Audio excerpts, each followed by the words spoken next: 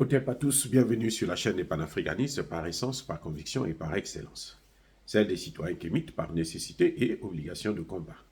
Nous sommes une chaîne qui n'est guidée que par nos ancêtres et rien que par les ancêtres qui appartiennent à l'égrégore du monde noir. Par conséquent, nous ne croyons en aucun Dieu venu de l'étranger.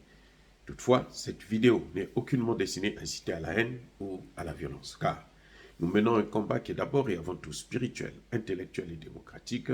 Ensuite, il est politique, géopolitique et géostratégique. Contre l'impérialisme, le colonialisme, le néocolonialisme et l'endocolona, qui sont tous qualifiés de crimes contre l'humanité. Nous menons ce combat sur la base du principe fondamental que nous avons hérité de nos ancêtres kémites, qui est celui de la Mahat, c'est-à-dire solidarité, vérité et justice. Vous êtes donc en droit de connaître la vérité et nous avons l'obligation de vous dire la vérité, rien que la vérité, afin que justice soit rendue au continent africain. Et ça, c'est notre modeste contribution dans cette noble lutte en faveur de la souveraineté, la dignité, la solidarité et l'unité africaine. C'est exactement ça que nous appelons le panafricanisme. Bien-aimés frères et sœurs, nous apprenons sur les réseaux sociaux que Alain Foka est en danger de mort, lui et sa famille. Je ne suis pas surpris. Je ne suis pas surpris d'une telle situation. Ce n'est pas étonnant. Pour tout analyste averti, ils savent que ça peut arriver. Ma question, c'est de savoir comment et pourquoi. Lorsqu'une entreprise vous vire, en d'autres termes, lorsqu'une entreprise vous licencie, est-ce que vous venez détruire l'entreprise? Je ne pense pas. Bon, maintenant, lorsque c'est l'inverse, lorsque vous quittez une entreprise, vous travaillez dans une entreprise, 1 mois, 2 mois, 1 an, 10 ans, un jour vous décidez, bon, parce que vous avez trouvé mieux, vous partez. Est-ce que cette entreprise va mettre votre vie en danger? Non. Si votre vie est mise en danger, c'est que vous avez un contrat à vie. Et c'est que ce n'est pas une entreprise normale.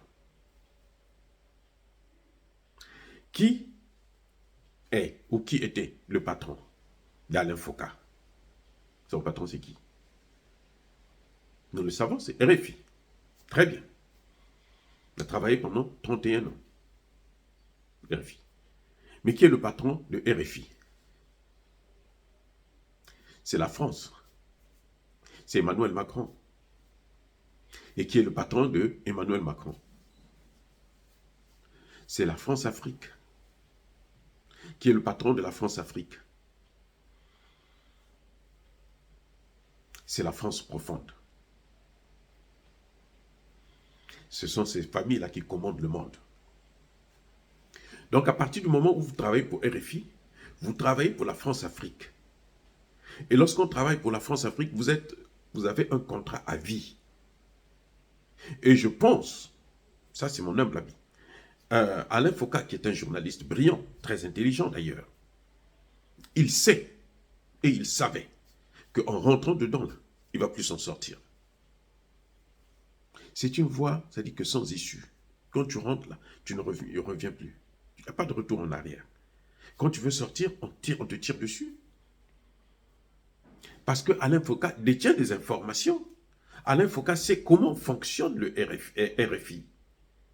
Il sait comment ils ont manipulé, ils ont traficoté les informations, ils ont manipulé nos dirigeants, ils ont manipulé les populations, ils ont créé le chaos dans beaucoup de pays. Alain Foka le sait très, mais alors, mieux que quiconque, mieux que nous autres là. Puisqu'il est dans le secret de Dieu. Vous savez, en France là, RFI, France 24, TV5, machin, tout ça, toutes les chaînes françaises là. C'est pareil aux États-Unis. Il y a une ligne éditoriale qu'on vous donne. On vous dit, vous devez suivre tel message. Vous allez remarquer que quand on sort un mot sur RFI, c'est le même mot qu'on va reprendre sur TV5, c'est le même mot qu'on va reprendre sur France 24, ainsi de suite. Et oui. Parce que on a donné l'ordre. On dit, voilà comment vous allez faire. Ce n'est pas le journalisme en tant que tel. Non. Ce n'est pas le journalisme. Alain Foka a commencé à faire le journaliste quand il a démissionné. Maintenant qu'il est démissionnaire, là, il fait le journalisme. Parce que personne ne va lui dire que, bon, mais, écoute, nous voulons que tu puisses orienter tes articles dans tel sens. Il y a une censure pas possible. Si ça n'avantage pas les intérêts de la France-Afrique, votre article ne sera jamais publié. Et pour quelqu'un qui a passé 31 ans, il connaît bien comment ça se passe, il connaît bien les rouages de la maison, il connaît bien les coins et les recoins de la maison, il sait qu'il a un contrat qu'il doit respecter. Dans cette affaire, ce qui est malheureux, c'est la femme et les enfants, parce qu'ils payent pour les faits que quelqu'un d'autre a commis. C'est les informations de RFI, de France 24 et des autres chaînes, TV5 Monde et autres, ont tué des chefs d'État, des populations civiles, ont détruit des pays, ont appauvri le continent africain. Les informations que RFI, France 24 ont toujours données. Ce sont des missiles qu'on ne voit pas, invisibles. Quand on les envoie là, c'est dur de les arrêter. Il faut être initié. Maintenant, aujourd'hui, ça change parce qu'il y a des chaînes comme Afrique Média, New World TV et autres qui essaient de balancer maintenant, qui apportent la bonne information. Mais avant, il y avait quoi? Il n'y avait rien. Il n'y avait que la manipulation. Et tous ceux qui ont travaillé pour RFI France 24 jouaient le jeu. Ne soyons pas naïfs. Écoutez, il n'y a rien à voir avec Alain Foka. Mais il faut savoir que c'est comme ça que ça se passe. Vous avez des gens comme Achille Mbembe. Vous croyez qu'Achille Mbembe, demain, il va changer pour dire que non, moi, je ne veux pas avoir des bases militaires françaises en Afrique? Vous croyez? Mais s'il le dit là, il met sa vie en danger. Parce qu'il a déjà travaillé, il travaille pour eux.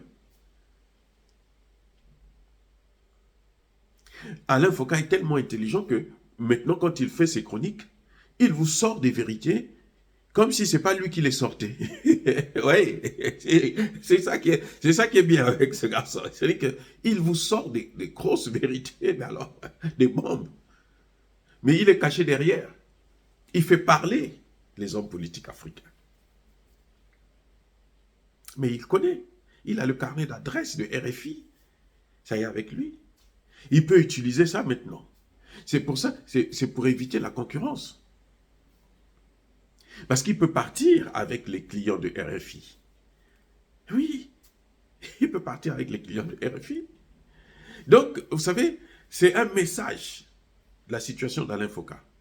C'est un message pour les endocollants, pour les Africains qui, pour l'argent, pour un visa, pour un château en France, servent les intérêts de la France-Afrique. Qu'ils sachent que ce ne sera pas facile de sortir.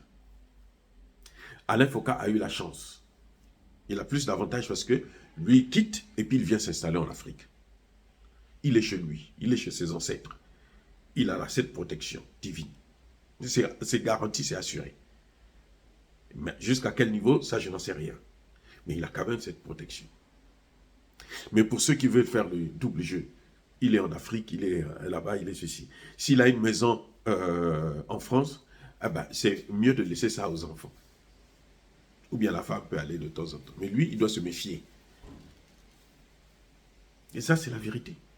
Il a signé un pacte avec le diable et le diable va le suivre jusqu'à la fin de sa vie. Et le diable, s'il peut l'avoir, il va l'humilier. Ce que vous avez entendu des chefs traditionnels qui disent non, on va le protéger, ils ne peuvent pas le protéger.